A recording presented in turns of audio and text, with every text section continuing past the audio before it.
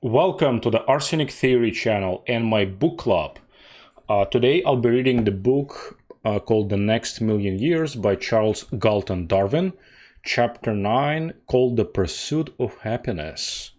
One of the things that has been promised to us for all those living, born, and who came to America: life, liberty, and the pursuit of happiness. So let's see what the author has to say about it. The present chapter is perhaps a digression from the main theme of this essay, but its subject is such a chief aim of mankind that it seemed to merit discussion. Happiness has been the subject of a great deal of magnificent literature, but it has also been the subject of more trite aphorisms and of more bad philosophy than almost any other in the world. My main theme is to be the pursuit of happiness, and this is different from happiness itself. A great part of human conduct is dictated by the motive: I'm going to do so and so because I think it will make me happier, though the prescription is all too often faulty. However, that may be, the result is some course of action, and this will affect the external world so that it becomes relevant to history. It is this that justifies its consideration here. Much happiness comes quite unsought, and in examining their memories for the chief happy or unhappy incidents of their life, most people will find that the really important ones were concerned with entirely intimate matters of a personal kind, which had little relation to the conditions of the external world. Yeah. And I think many people have noticed that as well, especially those who lived at least 30 years or longer, that happiness is truly a subjective state of mind. It's subjective to the intimate inner workings of the human being. Two different people can live in the exact same environment, and one is happy and content and exhilarated by everyday life, and other person is completely bored, unhappy, and nothing but doom and gloom is on their horizon. So it's a matter of personal choice. I also came to the understanding or belief that people are also born lucky and unlucky. And I'm not just talking about in gambling sense, when you go to Las Vegas and play the roulette or craps. No, I'm talking about in everyday life, anything you take in your hands, it just falls through your fingers, and nothing seems to materialize and benefit you. So this is kind of unhappiness I'm talking about. And I usually stay away from people like that. Why should I be around people who only are harbingers of bad fortune? All right. There is undoubtedly a great difference among individuals in that some are naturally cheerful and others naturally melancholy. And as these are inherent characteristics, there is nothing to be done about them, but it is relevant to the present inquiry to ask which type has the greater survival value. To put the matter in its crudest form, is a naturally cheerful person likely to have a larger family than a melancholy one? For if so, then there would be a prospect of a slow increase of cheerfulness throughout the human race. I cannot answer this question at all, but I can see no reason to believe that cheerfulness should triumph rather than melancholy.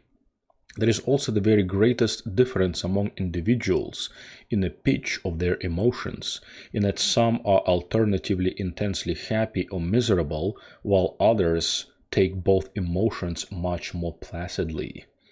Here again the question arises whether there is survival value in intense emotions, and again it is not easy to answer, though it may be noted that such emotions tend to go with an instability of character, which may often lead to forming bad judgments in the other activities of life.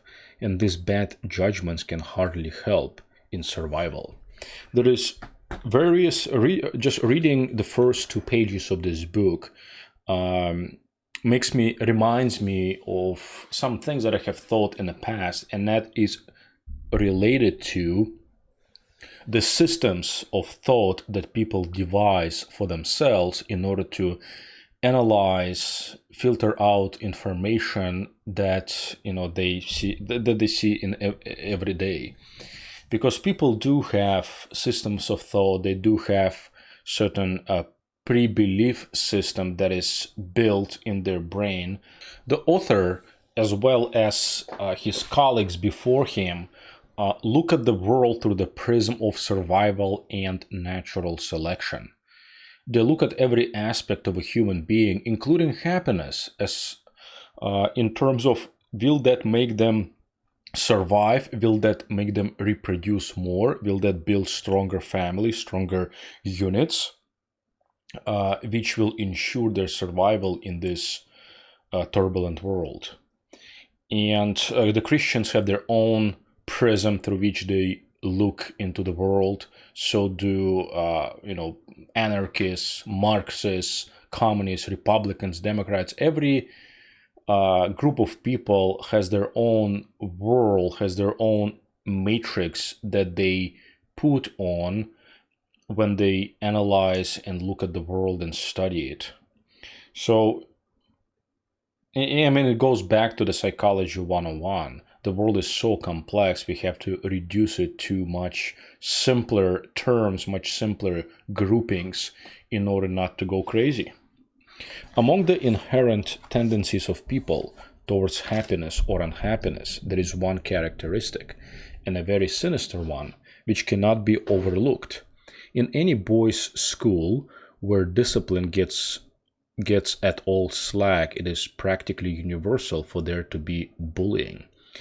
Yeah, interesting. I mean, I had bullying I had bullying in Russia mostly growing up. It was actually very strong bullying. We had no police in school at all, and we had not even security guards. And the teachers were really powerless because we had most schools were infested with gangs, street gangs, which started appearing in 90s. And they pretty much were controlling each individual street. And sometimes the kid would actually probably falsely claim that they belong to the gang, so you would not retaliate, and you'll have to endure all the punches that are coming your way in the face and the body, and you pretty much have to stand down because you were afraid of further retaliation by his gang members. And it was very brutal growing up in that kind of environment. It almost gave me a sense of a prison. And of course, most children my age were experiencing the same thing. I'm not the only one. It's the environment that we were born in. So the bullying here, I guess, takes a different effect. I mean, I have not been bullied. I've probably been mocked and made fun of and all that stuff, but not necessarily been bullied in high school here in America. I guess it depends on a high school. I mean, I'm sure that some high schools are worse than others, but I have not experienced that. And it seems to me that bullying is, I'm sorry to say, kind of a natural occurrence among children. In other cultures, they have a saying that children are very cruel beings, and it is true. One doesn't need to go further in history just to look at some novels that were written about this cruelty. One thing that comes to mind is The Lord of the Flies, when a classroom of children ended up on a deserted island, and we know what kind of hell ensued afterwards when they pretty much started killing each other off, divided into two gangs. And then one gang got pretty much run over, and they were pretty much murdering each other on the island. So that's very illustrative of the cruelty that we are born and exist in. And I know there is a big movement against bullying nowadays. I'm not sure how successful it will be unless you have, uh, unless you create a society of tattletales, um, and society of snitches, along with a strong police presence and a system which nips it in the bud right from the get-go. I don't see how you can eradicate bullying altogether. This means that there are many of mankind who positively enjoy making their fellows miserable. In other words, a word I would like to teach you all is Schadenfreude. Schadenfreude is when someone is taking pleasure of someone else's misfortune. It's almost a milder version of sadism, but I think that's what the author is talking about here. That there is, and is by no means a majority, but it is certainly not a negligible minority. There are people who actually enjoy to see others suffer, others who experience any sort of misfortune. I think it also kind of makes them more comfortable knowing that there are other people who are suffering like they are, even if they suffer unbeknownst to themselves, kind of subconsciously, maybe not even frank with themselves, but still they enjoy that.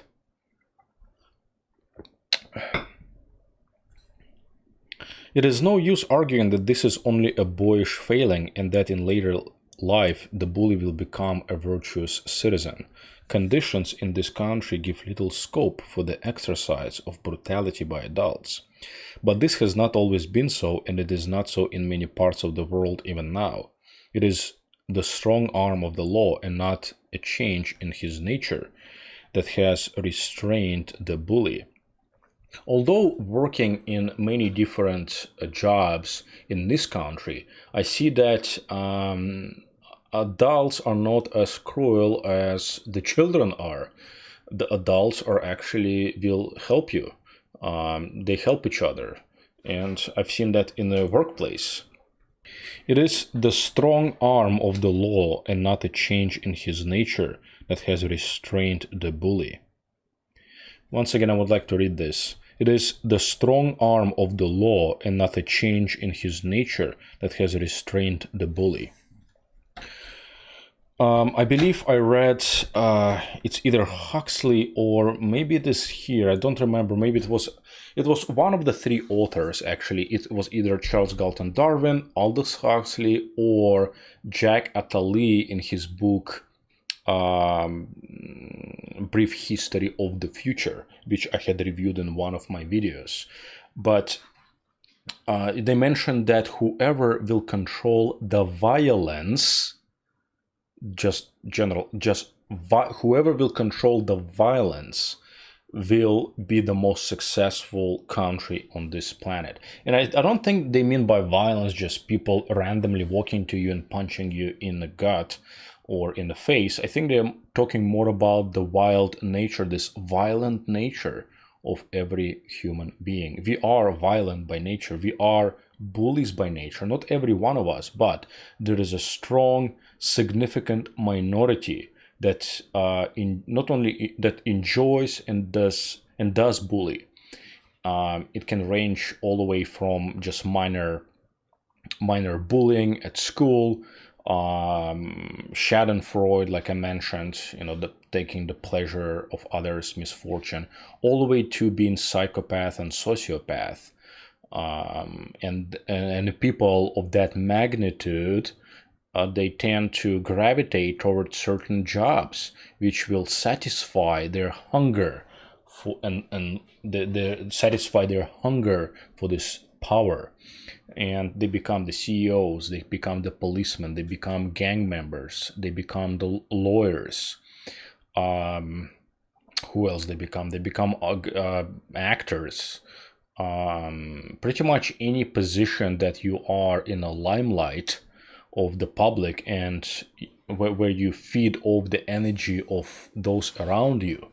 religious leaders, let's not forget them for sure.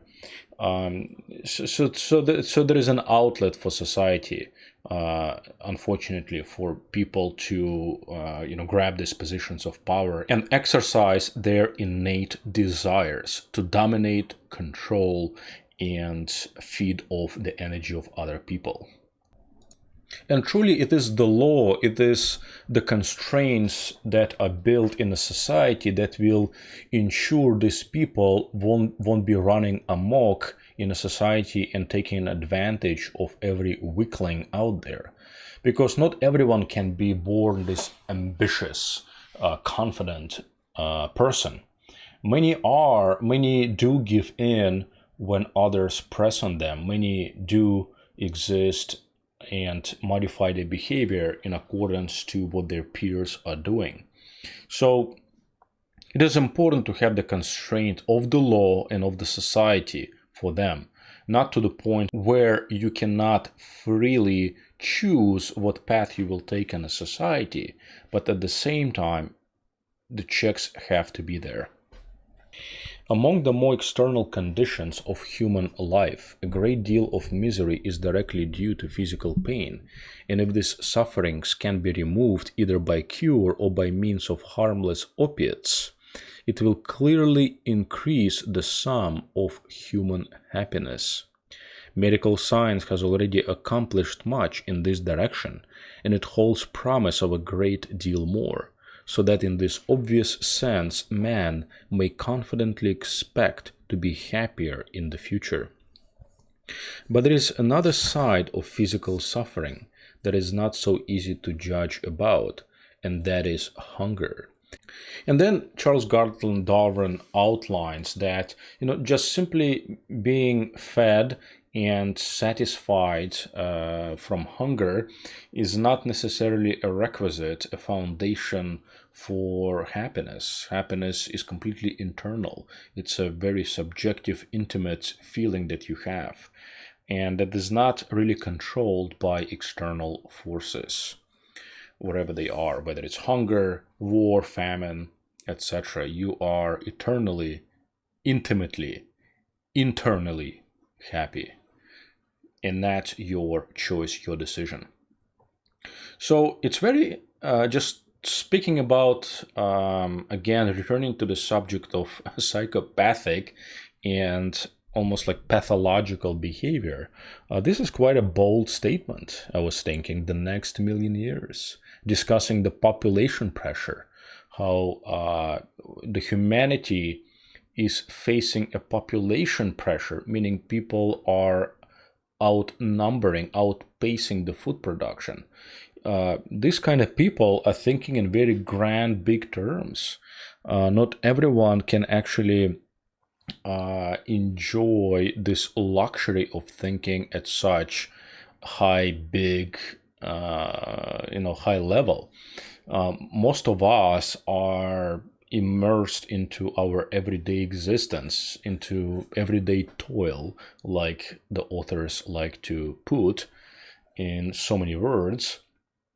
Everyday toil, everyday tussle, meaning that you earn the money, you wake up, you go to work 9 to 5 mostly, or working second shift or third shift, graveyard, and then you have the weekends for yourself, where you usually meet with your friends and family. You have picnics, you got cookouts, you maybe go clubbing, etc. So your life is really, it is a toil. You pretty much work for a weekend, and on a weekend you forget about everything that you have done Monday through Friday, and you disconnect. And some people recharge, some don't, but then you have to do it all over again on Monday, and you are dreading that Monday. You have the Sunday anxiety set in, and you pretty much don't like your existence Monday through Friday until the Saturday hits. And in that toil, in that pace, we do not have time nor energy to think about what actually pressuring humanity? What are the pressures of humanity? And I wonder what makes these people so different. Why these scientists, these social commentators, observers, how do they get to the point where they have so much luxury discussing bigger picture stuff, such as what are the pressures, obstacles, what is the fate of humanity as a whole, and what will happen in the next million years with the human race? I don't know, is this psychopathic? Well, you tell me. I mean, I want you to please share in your comments. What do you think? Is it a psychopathic behavior? Is it is it unnatural for human beings to think about things that are bigger than them? Um, an average person just doesn't have that energy. At the end of the day, they are tired. I'm tired. You're tired. You cannot think about this stuff, but they do. What makes them so different? One can say, well, because they have so much energy, they're so ambitious, they have so many grand, big things. This same ambitious people will ensure that you won't be getting the fruits of your labor. They'll be taking most of it in taxes, and they won't be dishing out your salary that adequately reflects the work you do. Unless you are in some kind of high-tech IT industry and where there is no limit to your salary, you're pretty much stuck within certain range of how much they're paying you, even though they can pay you much more. Just look at the cash, how much cash and liquidity the companies have on their books. They have enough money to pay you much more than what you're currently earning.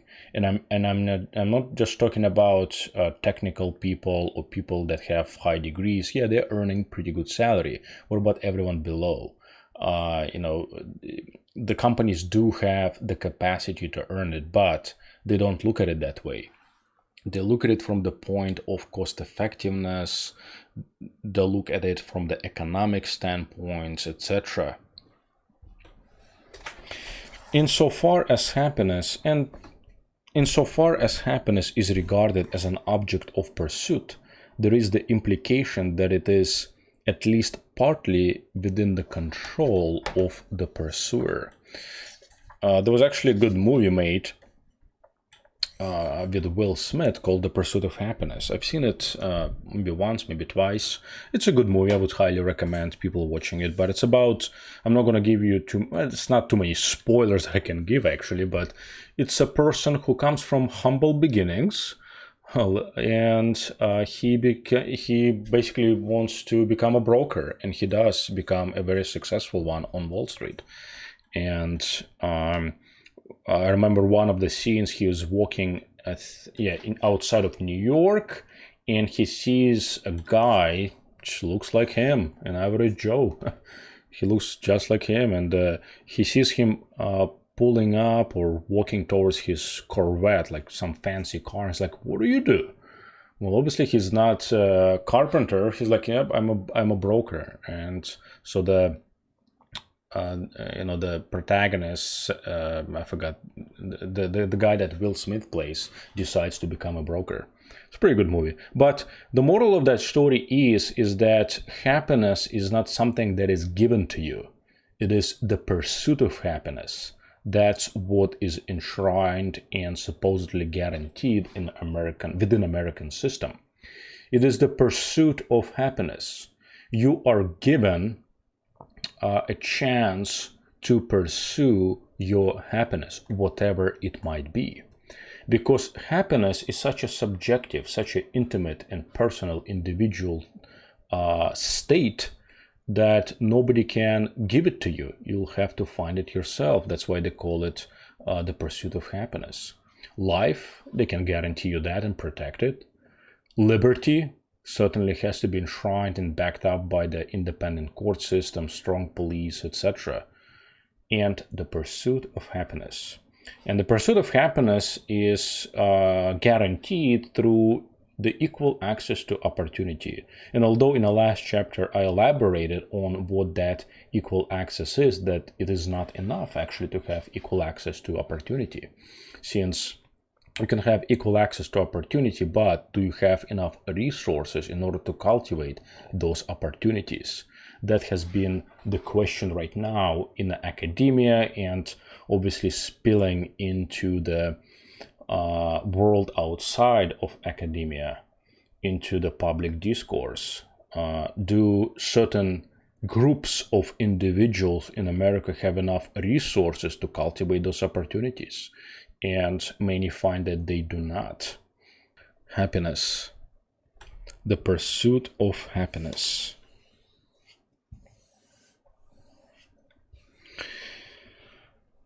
And what can I say about happiness? What can I say? Some people have this rosy picture of the past. They think that everything was all right 20, 30, 50, 100 years ago.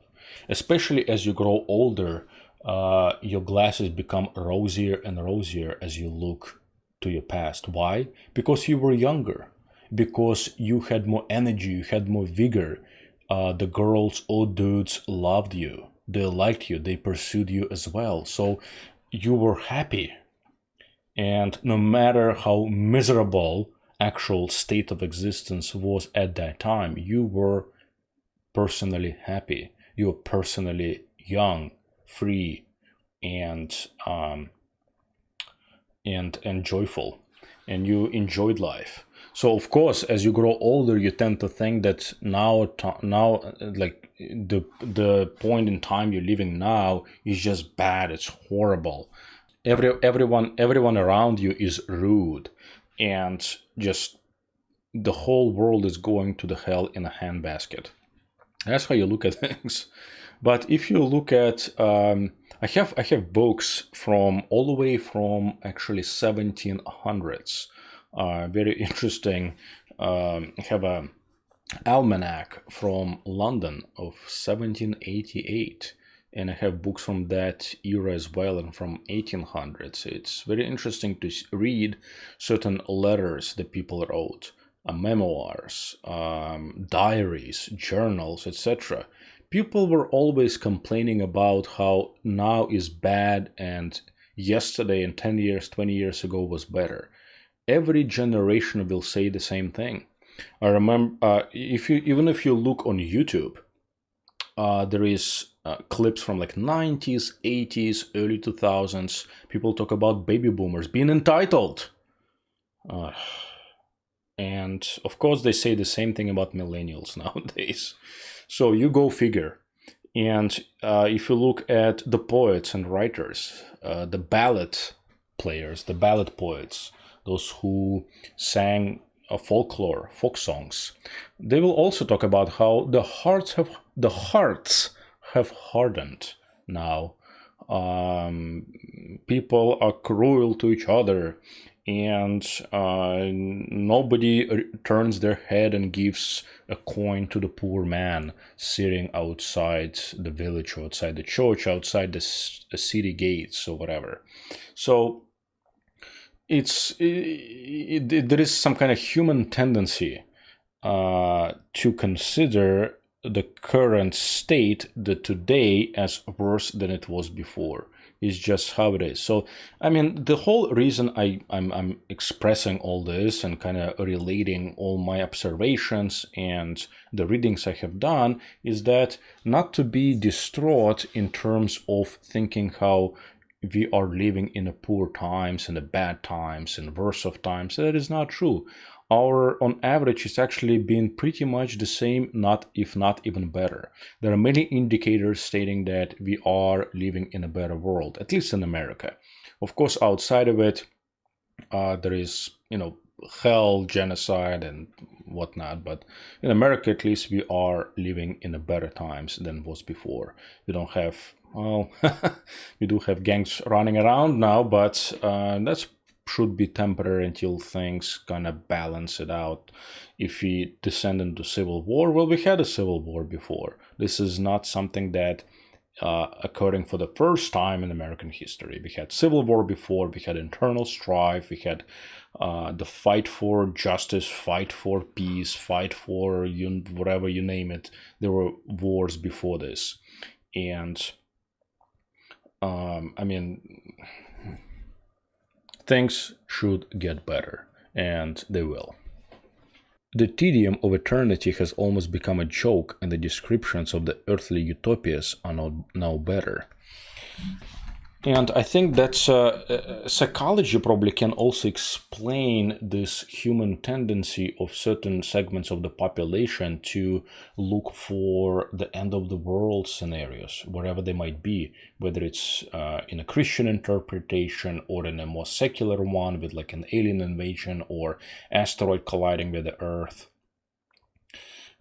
People, and I think this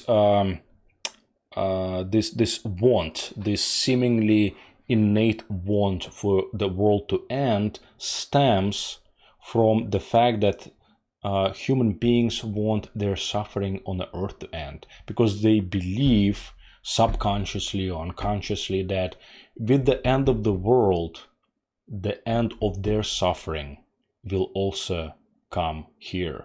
So when the world ends, your suffering ends. That's why they want this world to end. That's why they are so eager for, Jesus Christ to come in for a second time and install and build the new kingdom of God on earth, because they are suffering and they can no longer endure the suffering. So they are welcoming, they're looking, they're seeking, they're praying for God to come here and take care of it.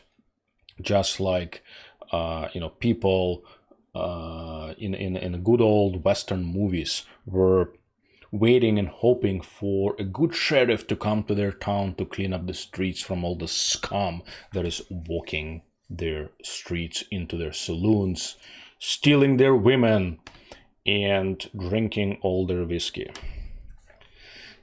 The tedium of eternity has almost become a joke, and the descriptions of the earthly utopias are no better. Most of them fail to recognize that the human mind cannot hold any emotion for long at an even intensity, but that it always soon degenerates into something much more tepid. A few authors, of course, have recognized this. Thus, Samuel Butler describes the criticism of the Christian heaven by an Erewhonian, who points out how much better it would be if one always thought that one's wishes were going to be thwarted, and then at the last moment they were fulfilled. Then there is the almost certainly mythical American preacher, who told his congregation that heaven would not consist in a playing of harps, but would like earth be a center of busy activity. We can be fairly sure that no bears would have been allowed on the celestial stock exchange, but the preacher did recognize that it is a change of state, and not a state that makes for happiness.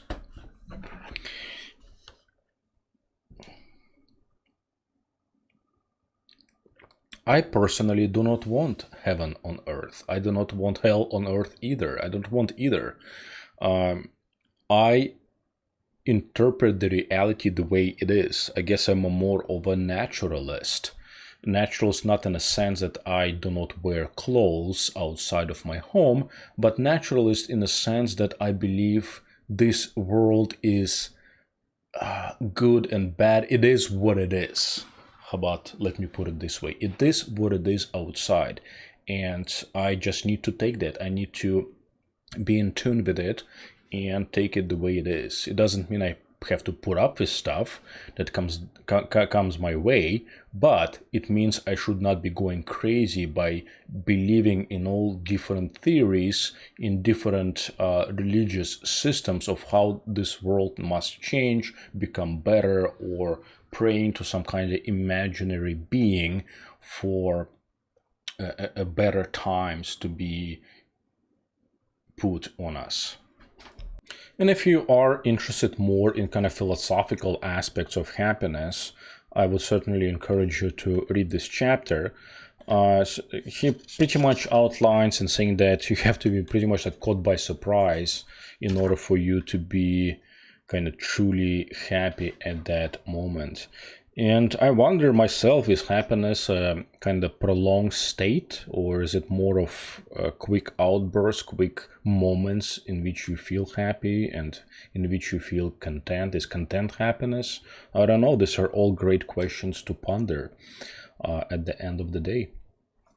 The external conditions, then, that are most likely to produce happiness are benefits received at uncertain intervals and to make the individual continuously conscious of his happiness. There must obviously be several such benefits during the course of his life. In the present economic conditions, the prescription for a great many people would all too often be 10% more pay for 10% less work, with the dose necessarily repeated at not infrequent intervals. And he is talking about here how for most people it's the happiness simply entails getting paid more and for doing less work. Very interesting, because every day I go to work or had been going to work, people don't really want to be there. There are of course some people, I would say, go crazy, maybe not, but that actually enjoy coming to work. I mean, I certainly enjoyed coming to work at certain points in my career, not all the time though. Most of the time I'd rather be doing something else, and usually it does not involve work. I mean, to be honest, I probably seek I probably I probably seek any means possible not to be engaged in any kind of professional vacation. I want to get paid and not do anything. I mean, that would be ideal happiness for me. But would I be truly happy? Who knows? But I would like to certainly try it out and let you know afterwards. Let's continue. Oh, I see he's going to mention Charles Dickens here, of course. If you're talking about happiness, gotta mention some fairy tale. I guess, well, happiness doesn't only exist in fairy tale, but I guess you have to mention a fairy tale or Charles Dickens when you're talking about happiness. And of course, these fairy tales, whether in movie or written format, were written by the most miserable people. Or the most depressed people. Think of Robin Williams and his unfortunate fate. This is to put the matter very crudely, but it does subscribe to the general human view on the antithesis between work and pleasure. How do you ensure the pursuit of happiness is there for underprivileged population? There are many people like that who are not born into a certain class of people. They're not born into families with resources. They're not born into families that already had some sort of success in their life. How do you ensure that they also have an equal or close to equal chance in the pursuit of happiness as everyone else does? It's a very important subject that this American society has to resolve. And the reason I say that is because these people will ultimately become not only a burden, but nuisance. All sorts of criminal activities will be stemming from the people who remain underprivileged for a long time, and situation must be resolved one way or the other. And there has to be a public discourse about it in regards to what to do about people who remain underprivileged, who are not born into any kind of status. And for example, over here, even in United States, we have good high schools, we have bad high schools, we have good colleges and bad colleges. And it is super important which school the person goes into, because they'll make friendships with completely different individuals. Those that will that will further help them cultivate the opportunities that they will have around them. And they will provide you strong networking and strong grounds on which to build your future life. If you just hang out with people who smoke dope all day, smoke joints, and drink and play video games, it's not going to be much of a successful life ahead of you. But if you are hanging out with people that also can listen to your ideas potentially and potentially realize them into business plans and become potential partners in your ventures, well, your life might be more fulfilling. Even though you might not be making all that much money, but your life would be fulfilled because you have some kind of goal in your life. You have a purpose. You have a project that you're working on continuously. And it will help you to be happy, ultimately. This pursuit of happiness, right? The pursuit of happiness, which everyone has to make their own happiness.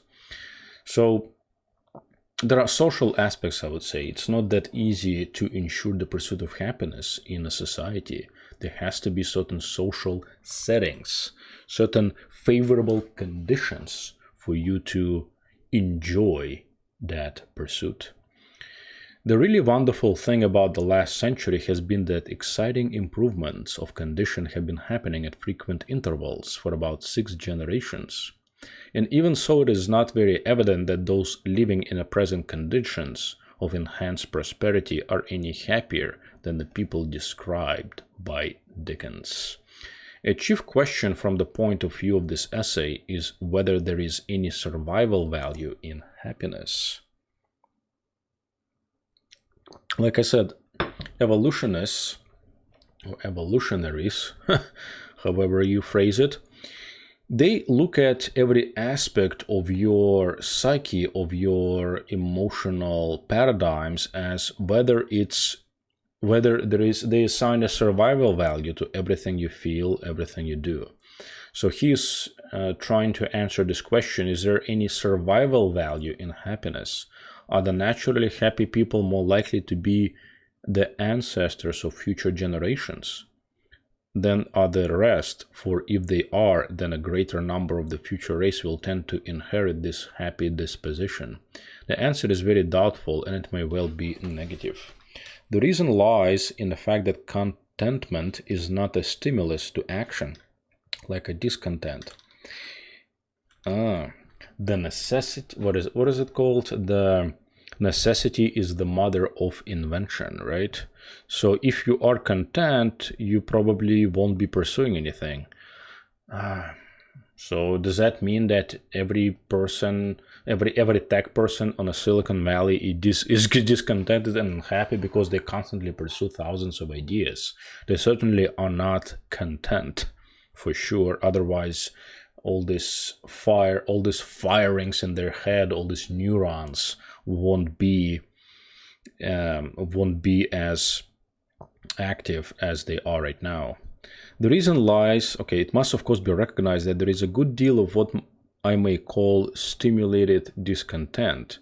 For many political leaders find it useful to stir up discontent among their adherents, even though this may really be of the contented type.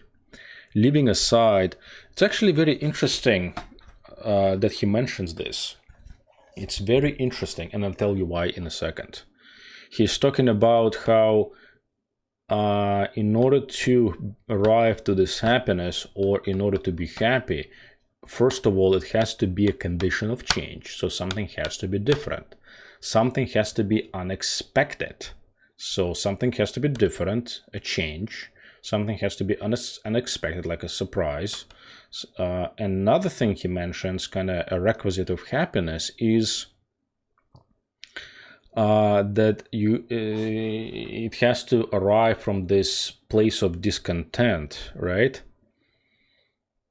And what I was going to mention in terms of psychology and kind of social aspects of it is that any demagogue, any leader any political leader or religious leader, whenever they want you to change your mind or adopt a certain precept, a certain message, they will steer you up. They will steer you up to the point where you are angry, or frightened or experience some kind of strong emotion. Most of the time it is negative. And then they provide the relief in terms of solution that they are bringing in. It's like John Wesley did. John Wesley was a preacher in England or Europe. I think it was in England, but it doesn't matter. He was a preacher in England, and his sermons followed a very strict outline. First, he started with the brimstone and fire and hell that awaits those who are sinners.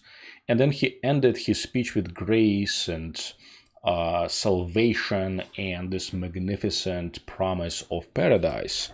So this kind of technique has been tried for centuries, probably for millennia now, and it is still used today by religious and political leaders.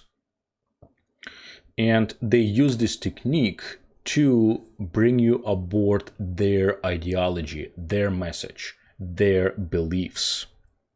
In connection with the matter of human happiness, it is a very pertinent question to ask whether man really enjoys being civilized, for on the answer to some extent depends the stability of future civilization. In the past, there have been so many cases of the decay of civilizations that it is rather tempting to believe that the majority really find a state of barbarism more congenial. Very interesting. I was actually thinking about this recently, as far as, is civilization a natural kind of order of things? Is this kind of the shape of, and the decay of civilization is just a simply a shape of things to come in the future? And is civilization all that natural?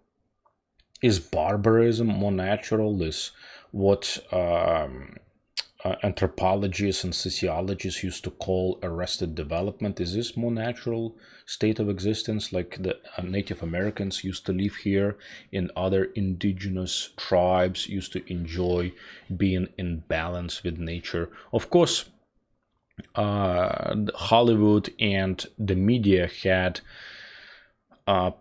painted it in much different colors than probably what it actually was, because their struggle for survival was more acute than the Hollywood paints it to be.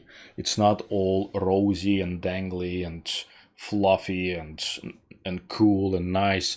I mean, you are struggling every day for existence, and there are going to be wild beasts, some animals that are lurking in the shadows and the bushes and ready to shred you apart, given without any notice. Do you have to be civilized to be happy? Can you just be a member of some tribe and be happy? I've seen many footage videos on YouTube and elsewhere of indigenous people from different tribes, from Africa, from South Asia, Southeast Asia, from South America. They seem to be smiling and happy. And they don't really have all these material things. They don't have the Maslow's pyramid. They don't know about it. They don't know myriad psychological approaches one can take to their life. They don't know about radical forgiveness. They don't know about sin. They don't know about heaven and earth. They don't know about philosophies of ancient Greeks, Romans. They don't know about the magnum opus of they don't know the literature of the European and American nations, and they are happy, still happy, without all that knowledge, without all those constructs that were given to the civilized folk. Thus, the civilization of the Mayas had already seriously decayed under the rule of the Aztecs, long before it was destroyed by the Spaniards. Again, the Roman Empire was destroyed by the onslaught of the Germans, in spite of the fact that it had been steadily and on the whole successfully civilizing many of them for 2 or 3 centuries before the collapse. America also probably can draw parallels can be drawn with America, Roman Empire, and the United States. The United States has been democratizing the rest of the world. Great Britain was colonizing and spreading its cultural and social order in the world. Then the United States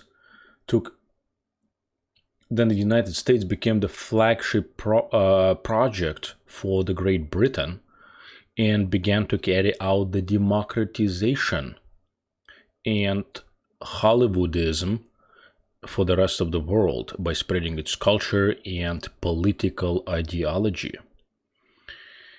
And what are we reading about the Roman Empire? It collapsed.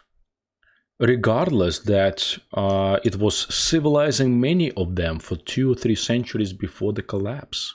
They found the barbaric life more satisfying. I wonder if the potential pre-Civil War times we live in is going to eventually descend into the barbaric life. There are no doubt many causes that have led to such relapses into barbarism, but a chief one is the existence of the class of men I have called bullies. Such men are apt to be brave and self-confident, but selfish and concerned only with their personal interests, and above all indifferent to the sufferings of those around them. Such men always ready to assume leadership, only interested in their own advantage. Actually, it's a pretty good definition he gives of pretty much all the CEOs. Such men, CEOs and anyone who occupies a position of power. Such men are apt to be brave and self-confident. Yep, you know about, they're very ambitious, very confident, good public speakers, able to communicate with anybody and connect on personal, intimate level to impart whatever hell they want to impart, but selfish and concerned only with their personal interest. So when they are smooth talking with you and trying to be your friend and are and seem to connect with you on such deep emotional level, why are they doing it? Well, so they can actually persuade you, so they can actually influence your behavior. So because they're selfish and concerned only with their personal interests, and above all indifferent to the sufferings of those around them. They lack empathy. That's one of the key indicators of a psychopathic or sociopathic personality is they lack empathy. They don't care about you. They only care about advancing their own interests. That is their goal when they are befriending you. Such men always ready to assume leadership. And we see that in every day. Some people are just naturally drawn to the positions of leadership, positions of power. And there are very few of them. And I'm not talking about people who just wants to take more responsibility and to want to impact society at large and their company and improve themselves. No, I'm talking about people who are ready to assume leadership, only interested in their own advantage and indifferent to the fate of their fellows, are perfectly adapted instruments for destroying the delicate balance of civilization. Now, though it is indisputable that many civilizations have relapsed into barbarism, each of them must after all have grown out of barbarism before it could relapse, so that instead of arguing that man has relapsed into barbarism on account of his dislike of civilization, one might argue that with almost equal force that he has become civilized because he does not like barbarism. I too, like the author, not to toot my own horn, but I always thought about what is the most natural state of existence for mankind Is it more of a tribal existence? Is it more of a civilized and continuous civilizational progress? What is the most natural state? Because I don't see the most benevolent people leading the progress of the humankind. Therefore, that particular scenario had made me doubt of the naturalness of the progress of the civilization. But being in more a tribal setting, living in a village, I would tend to agree with the author that agriculture and doing things in the soil, growing stuff, I mean, it's necessary for it's necessary for food and for a production of variety of food, but it's not deeply ingrained in us. It's not like some kind of disposition that we have. But hunting, the pursuit of stuff, is more natural. But there would be some whose nature, it's more innate essentially. So what is innate versus what is acquired character? That is the question that has been debated among the scientists. But there would be some whose nature was more tolerant of farming, who would stay farmers, and those of their sons who inherited the state would continue on the farm, while their brothers would drift back to hunting, so that there would be an unconscious selection towards agriculture.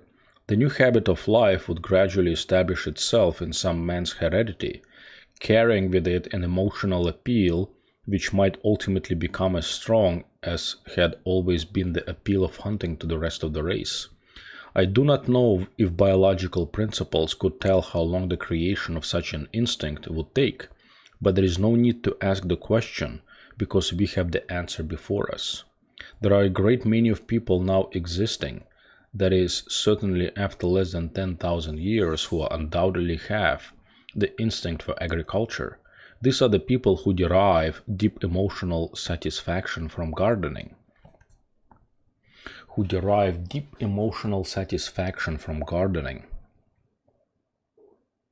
Even when they are in no way driven to it by economic necessity.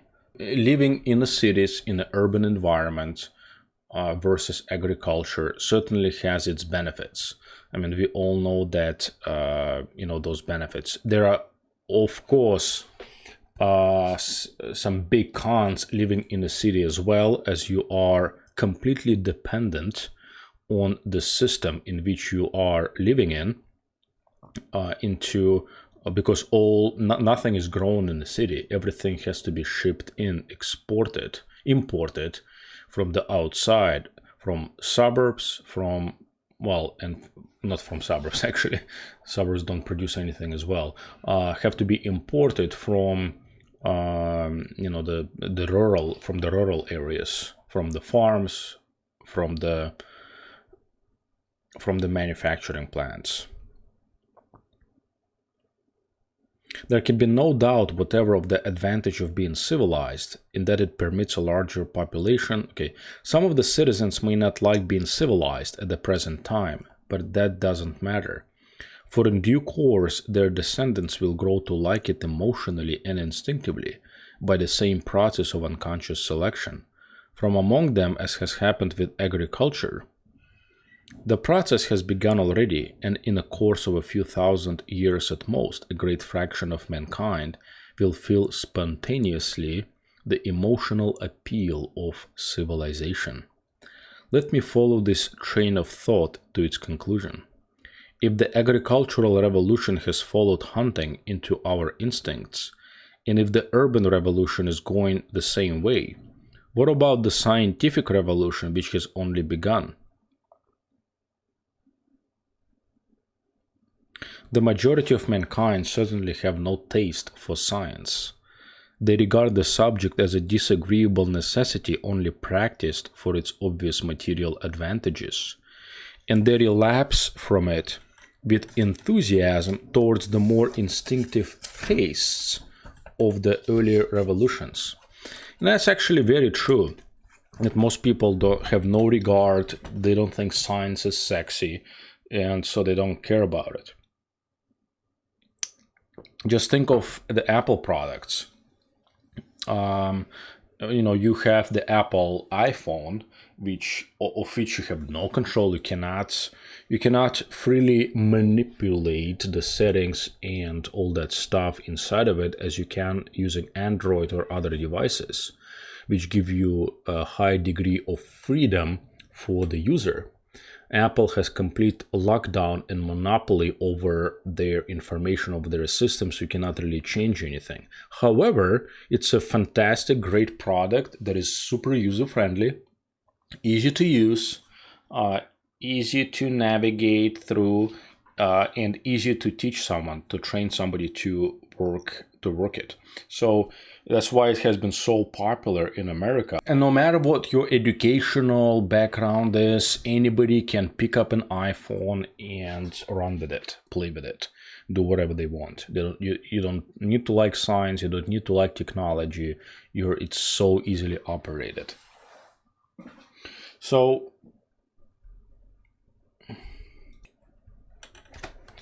nevertheless, the advantages of the new acquired character are evident, and there can be little doubt that it will follow the same course as the previous ones by the gradual selection of those who find the new system naturally congenial. In this way, I shall expect that before the end of 10,000 years, science will make an emotional appeal to the instincts of a majority of the human race of the same intensity as the emotions now they derive from the arts of the city, from the garden, and from the chase. So this concludes chapter 9, called The Pursuit of Happiness. If I said 8, I apologize. It is supposed to be chapter 9, The Pursuit of Happiness. So he's saying that there are certain things that became innate in human beings. One, the pursuit, or this feeling for the chase, this innate desire for a chase of hunting, from the time we were, hunters before the agricultural revolution set in 10,000 years ago. Now we have an emotional, an appeal of an emotional intensity that is derived from the agricultural revolution, and it is expressed in our love for gardening. And he claims that we have some kind of innate pleasure derived from the city. I don't think we have any pleasure derived from the city. I disagree with him on this regard. And the reason I say that, people in the city tend to be more depressed, tend to have high levels of anxiety, and they go to a psychiatrist and they speak to therapists, etc., because they're living in the city. I think that's the main reason. So I don't think it had ingrained this love, this emotional. We don't have the same emotional intensity as we have from hunting. I'm not even going to give him the agricultural aspect. I don't think we had developed any kind of emotional appeal to agriculture. Hunting, yes, it seems that way. Survival hunting, living in the nature, we do have that, but not love of the city. And of course, as people grow older, they tend to move away, especially when they get families. When they start to raise children, they certainly will go into the suburbs. They will not stay in the city. Not only because it's more expensive, but because the schools are much worse. There is a high crime rate, and also it's noisy, it's polluted, it's all sorts of bad things for the health of your family. That's why people are moving into the suburbs. So I disagree with him on that point about the city. And I don't think people will develop this love for science as well. Why should they? Science has a very interesting aspect of being diametrically opposed to a natural emotional state of a human being. Its premise is logic. If you look at the scientific method, that's not how you want to live your life. Your life is actually what he started with. It's spontaneous. And that's what the pursuit of happiness is about. It's spontaneous. It's a surprise. It's a pleasant surprise. That's what brings you happiness. It is not science. Science brings you I would say more, it brings you comfort, right? It secures you more in this construct we now call civilization. But I don't think it gives you happiness, especially the city. City is diametrically opposed from happiness. City is pleasure, not happiness. City is hedonistic dwelling for people to exploit, to to for people to exploit their pleasure instinct. That's what the city is designed for. And of course, I mean, I'm talking about from the emotional point of view. Of course, the cities were designed completely for other reasons. The cities were designed for trade purposes, for merchants to come and go and kind of to have one stop there, for different tradesmen to be in one place in the proximity of each other. I mean, the city had its purpose and still has its purpose in a civilization, but it's not necessary. It is not necessary in a sense it's not going to give you this happiness if that's what you are seeking. Happiness is an intimate, it's a personal choice that you have to make. And your happiness is not someone else's happiness. You have to make that decision, that choice. That's why it is called The Pursuit of Happiness. There is only 2 more chapters left of this book, and I hope you are enjoying this book as much as I do, and I urge you to read it. You can find a PDF actually file somewhere online which you can read for free, but if you have a chance to buy the book, I would encourage you to do that. It's a great book. I'm not sure if there are any reprints that have been done since then, but if there are any new editions, please let me know. I would certainly would like to give it as even gifts to people who have this intellectual capacity to sit down and actually read the book as opposed to just watching a movie or a Netflix show. Unlike movies, unlike shows, which I also enjoy, I truly like, but unlike that, books give you a completely different angle into the things that they discuss. First of all, the level of detail they provide. Second of all, you're using your brain when you are reading. You are deriving this intellectual pleasure from reading sentences that speak to you, that perhaps formulate, outline, and articulate things that you have never thought about, or you try to think about but you could not put it into so many words, and the books are helping you to articulate that for you. Also, they give you information. Books are incredible when it comes to that. So, but in any case, I digress. I encourage you to, like I said, pick up this book, The Next Million Years. Today we finished the chapter called The Pursuit of Happiness, and let me know how you are personally pursuing your happiness. And until next time, on the Arsenic, on the book club, on the Arsenic Theory channel, thank you so much for listening, and see you next time.